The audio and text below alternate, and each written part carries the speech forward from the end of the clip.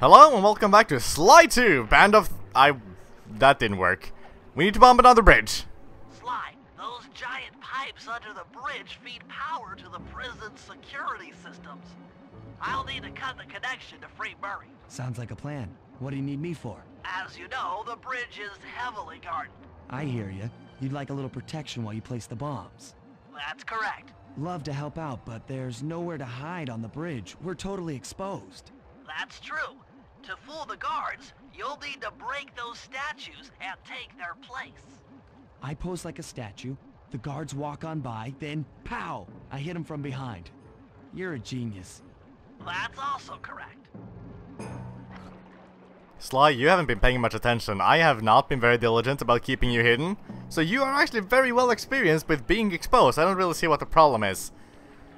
So, basic protect mentally kind of stuff, because, you know, he's a fragile little turtle. We need to keep an eye out for him. He has this supposed bulletproof vest, I guess, but these guys don't really use much for bullets, so I guess that doesn't really help much necessarily. Oh boy! Speaking... I just... That's a good pose, Bentley. Sorry, I guess you do use bullets. Well then, your vest Bentley is kinda not doing its job. And also, I guess I'm kinda not really doing its job. I don't know what I was expecting to happen there.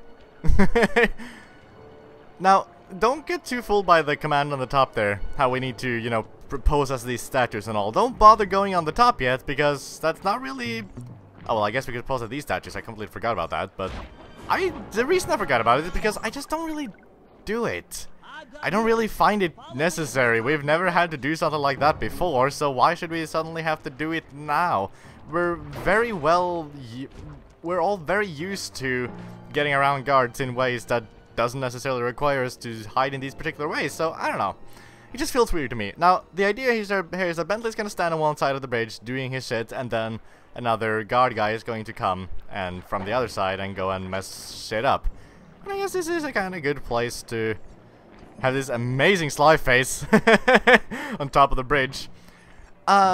I guess I'm kind of going back on my words here, because standing on as a statue is a good idea for the big guards, but there's going to be a lot of instances like this, and this isn't really a necessity, it's just kind of for simplicity's sake. One problem I don't like about hiding as a statue is that it just kind of takes long. That's why I'm always bad with stealthy games, because I'm not patient for that kind of stuff. So that should be it for the first guy, but here we can see there's going to be a bunch of wolf guys. This is where I don't really care much about hiding as a statue, because, well, we've dealt with a lot of these already. It's just not really necessary. I feel like it's just going to take a lot of needless time, because as soon as you hide it, if you hide as a statue, that's great. You're going to be hidden for one guy, but as soon as you attack the one guard, and then the next one, hey, whoa. That bird started running, I thought it was going to continue doing so, but... I mean, once you just attack the first guard, then the other ones are going to be angry and start attacking you anyway, so I just don't feel like it saves much time at all. For the big guys, sure, probably. At least if you can stand on the... Whoa! I pushed to the side for a second there. But at least if you can stand on, like, the very beginning of the bridge. But, see, again, when there's two, just don't bother. And also, for that matter... oh shit, I wanted to do the knockout thing on you. The, not just knockout dive, but the whole knockout combo thing. The third bomb's in position. I'm en route to set the fort. Sounds great, Bentley. But there's also, we have the Insanity Strike, which is very handy to use. Because when there's several enemies, what do? Make them go against each other. Because once they start getting in a fight, there we go. They're not going to care about me anymore. And this is a slower approach for sure, but it's safer, I guess. Oh, and the guy's knocked out, so just... What? I wasn't allowed to do my combo thing. Whatever. Can I stand on this spike? Or will I get spotted here? I think I'm probably going to. Yep. Bad idea. That's fine. See, the thing is, what makes you fail this mission is when Bentley gets caught. And if you get caught, it doesn't really matter, because at least if you're playing anything like me, you're going to get caught a lot in this game as it is.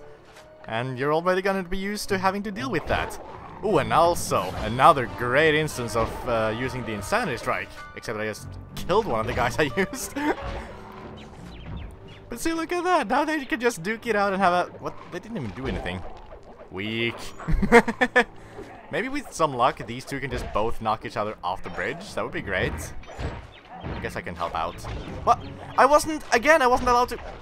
It keeps not registering my fucking triangle punches. Oh well, whatever. Hey boy, there we go. See, this is a mission that I like a lot. It just can sometimes take some time, but I like it a lot. It's a really cool concept, and I, for a second, mistook these bombs for some sort of like, I don't know, chicken nuggets or whatever. Also, again, let's appreciate Sly's amazing little face right there. It's not very different from his usual face, but it's different enough to be ridiculous and funny. Like, even really exaggerated cartoony games like this can look very subtle, I guess. Yes, there's a lot of nuances to a face like that. No, I don't know. We're almost done with this, though. We just need to have enough bombs on all the sides of the bridge to make most efficient explosion out of this.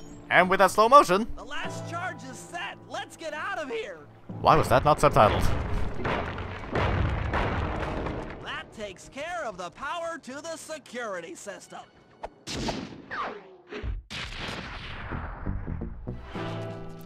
For the next mission, we're gonna have to go inside the prison again, and yes, I'll get to you in a moment, but just first, how about we do some lightning action? Okay, Sly, that's it. The Contessa's giant attack robot. Look, Bentley, with all due respect, it looks an awful lot like a water tower. Don't be fooled. That's what she wants you to think. If we try to free Murray while that thing is operational, why... What, we'll have plenty of fresh drinking water? I'm serious, Sly. Of course. I do owe you one. The lightning rods around the prison are designed to draw lightning strikes away from the water tower. Giant attack robot. Uh-huh, yeah. By turning the wheels on the rod, you should be able to redirect the electrical current away from its ground wire, rendering it useless. Follow the lightning strikes to locate all 5 rods. Okay, so you want me to break the ground circuit on all these lightning rods so that a bolt will strike and destroy the giant attack robot posing as a water tower. That's an accurate summation. Yeah, even Sly's hat doesn't care about this mission at all. Okay, we have a really interesting one here. We have a lot of these, you know, lightning rod things that we want to turn around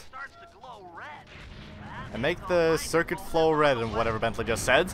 Nice work. That lightning rod is out of commission. Look around for lightning strikes to find the other rods.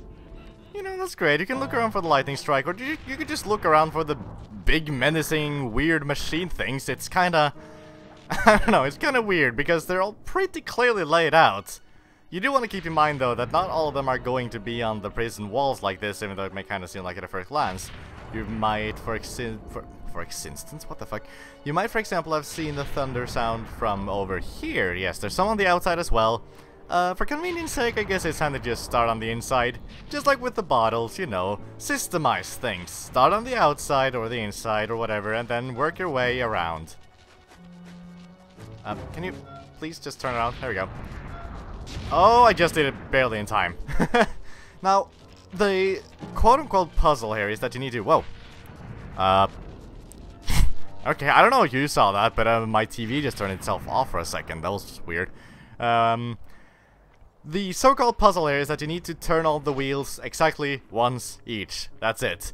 And not only that, if I may backtrack a little bit now that I don't really have too much to say otherwise about this, it's been brought to my attention in the comments that apparently, way back in Paris, when we did the very first heist of this adventure, there was this sewage pipe kind of puzzly thing with Bentley. Which I said, oh, this is actually kind of complex. Like, oh, wow, I can't believe they actually expect children to do this. Like, I'm.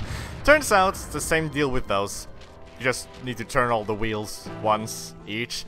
I happened to do that, which was completely by accident, because I genuinely just sat and thought about it and looked like, oh, well, if this goes this way, then I need to turn this one and things. Like, I tried to actually be systematic and really clever and nice and all about it, and it just wasn't necessary, apparently. And same goes for this. Now, I like this hook here. It's always... Well, let's not get hurt on the barbed wire fence here, though I don't think that's actually going to hurt you. I like that hook. It's a very nice way to get in and out of the prison. Is that gonna shoot soon? Nah, I guess probably not. I don't know. You probably noticed it already, but the buildings and rooftops and whatnot that's going to be affected by the thunder are... Sly, will you turn the wheel? He really doesn't like doing that a lot, does he? But yeah, right before the things are going to get hit by lightning, you'll be warned by the fact that they turn very red. You probably already know this, but noticed this, I mean, or maybe you just already knew it as well. Maybe it's common knowledge that things turn red when they're about to get hit by things. That would be convenient at least. Hey, with a well-timed jump you can get away from the lightning without having to go off the roof. I actually wasn't aware of that, just did it right now because I didn't feel like actually going off. Like I said, giant attack robot! I gotta admit, I'm a tiny bit disappointed we didn't actually get to fight that and that we just completely took it out of commission right away. I appreciate the reason why, it makes complete sense, but I don't know, it's a tiny bit disappointing in some ways. Anyway, we're actually going to go right back in towards the prison again now. Because I am a man of my words, and when I say that we're going to get back to something momentarily, I mean it. We have our treasures, and interestingly, all the treasures in this level are actually located on this inside of the prison, so they're very easy to find. There's 3 of them, as there usually are. And this is the only one, as far as I remember, if I'm not mistaken. This is the only one that is not booby-trapped, so it's very easy to grab a hold of. It's also in a very distinct and remote location, being on the top of the big central tower in the prison. It's the most central and probably tallest, I believe, as well, part of the level. It's kinda difficult to miss, to be honest. The next one is right here by the central tower in one of these little pens here, I guess they could be called. I'm gonna loot you first, though, because even smaller treasures are treasures nonetheless. Gotta wonder how he earned that silver medal. He's not really, you know, much different from any of the other guys. Then again, a lot of them do have silver medals, so I guess it's not really a particularly special award either. As per usual, timers are very forgiving. This level I find to be more difficult than previous ones, however, when it comes to avoiding all the guards, because, well, they're kind of aggressive in this, and I just went completely the wrong way. Wow, where can I even go now? I should have probably planned a route for this, at least a somewhat better one. I still stand by the, you know, very generous timer. I honestly think I'm not gonna have a bad time at all, even though I wasted a lot of it. Safe house is over that way. I usually don't show this part, but now that I kind of wasted a lot of time and don't seem to... Okay, well, I take it back, because now we're pretty darn close already. This is not a challenge at all.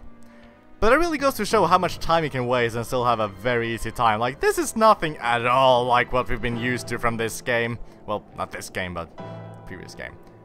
Wow, I like how I started this whole series by saying, like, you know, I'm not gonna talk about the other games too much because, you know, this is the one that's important right now. I'm gonna stay on topic and things. I really can't stop doing it though, but at least I feel it's somewhat different talking about the first game than talking about the subsequent games, because the first game, for a lot of people, they played the first game and then got to this one, and then that's all the experience they had, at least, you know, back in 2004 and whatnot when this all happened. Why am I going this way? This really isn't a very quick way.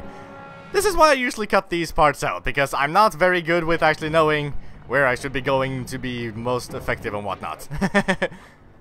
In fact, if you're coming from the outside of the prison, you might want to consider following the train tracks over to this way, because should you follow this secret entrance into the prison, you'll be greeted with a giant deathly attack robot. And most importantly, a treasure. And then you can just use the same exit to go right back out and not really have much trouble with anything at all. Then, after this, you just kind of go on the top of the rails here, on these ropes. Be careful with the electricity. This is what I said, this is what I mean when I said that you can get hurt by the top ones, but you're probably not going to be. You're at least definitely not going to be as Bentley. You might be a Sly, but that's just if you're really careless, because they're very easily avoided. Wow, I could almost make this with a whole minute left. And with all of that, how about we go to the Thief Net and see what's up? Because, of course, we have 3 new moves to talk about, and we have some things to sell. We might even... Wow, we can even afford all 3 of the moves for once. So, actually, I'm going to hold off a little bit on that, because first and foremost, I completely forgot to talk about the long toss, which we got last time.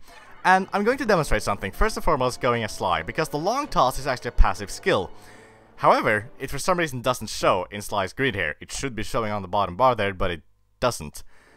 On the other hand, what's really cool about the long toss is that it's a passive skill that affects all 3 characters. Meaning Bentley has it in his gadget grid. I don't really get this at all, because you clearly saw that there was a sprite for the Sly version when you got it in the safe. So there's no reason why it shouldn't be in the gadget grid. I really don't get it. It doesn't really matter much, though. The long toss does so that's things that you can toss, and I guess for once I'm going to actually demonstrate things instead of just talking about them. It basically makes it so that we have the potential to throw, for example, this bomb here longer than usual. This would have been completely impossible in the past, but now that Bentley has a long toss, he can do it. And it's a passive skill that affects all three characters, but it's really only useful for Bentley at all. And even there, it's kinda, you know, when you toss a bomb, it's not really a problem that you can't toss it that long. I don't know, I've never found it to be much of a problem anyway, but then I also don't really use the tossing too much. So that might be a problem. Maybe it's just not useful to me because I don't use the thing that it would be useful for. Now, going into the Thief Net again, however, we can also see, I guess I'll start at the bottom this time, because the alarm clock is one such move for Sly that you can actually throw things. This is an enemy distractor, and it's a pretty useful one as well. I don't really use it too much myself, but that's not from a lack of actually being a good move, because I definitely think it is, and I think that if you are more about the stealth and really wanting to do the things in the most optimal of ways, this is the move for you. Think about the mission where Bentley used his sleep darts to distract Rajan and make him go towards the noises that he made. It's similar to that, because you throw something out that makes a noise and the guards get distracted by it. It's however a little bit less effective than those darts that Bentley had in this one mission only, because the alarm clock disappears pretty much immediately. It's a good move, but you need to be diligent and you need to be quick about taking advantage of it. Probably another reason why I personally don't use it much, but I really can see this being a great move in the right hands. Next up, Atlas Strength, another passive skill for Murray, and a super handy one. Kinda wish we had this in the previous chapter, but then at the same time, I guess this kinda shows a weakness of Murray, and then you get to evolve from that by buying the Atlas Strength, because what this does is allow Murray to run and jump while carrying things, a very much needed upgrade.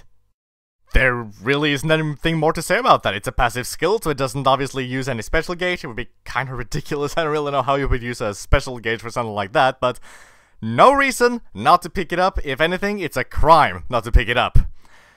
Lastly, Adrenaline Burst. Another one that's kinda not really on the useful side, to be honest. A lot of these moves have the problem that they're great on paper and would have been great if they weren't so limited by the special gauge. Because maybe this just is a problem with me, but I feel like using the special gauge, it feels precious to me. In a sense that I don't feel like I want to waste it, because the only way to get it back is by getting healing things. And a lot of the moves that use the special gauge are ways of circumventing combat, which is the one main way to get health, and it just seems a little bit weird. Anyway, the Adrenaline Burst in particular is a move that you press a button and for a couple of seconds Bentley runs really fast.